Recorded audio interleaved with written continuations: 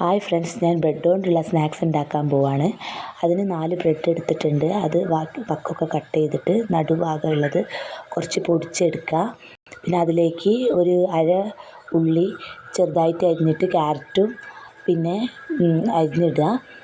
പിന്നെ അതിന് പൊടിച്ചെടുക്കുക.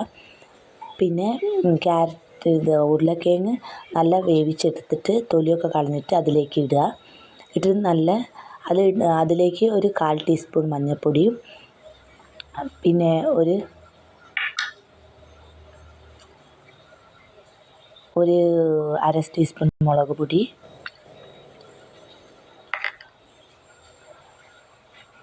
ഒരു 1/4 ടീസ്പൂൺ ചിക്കൻ മസാല,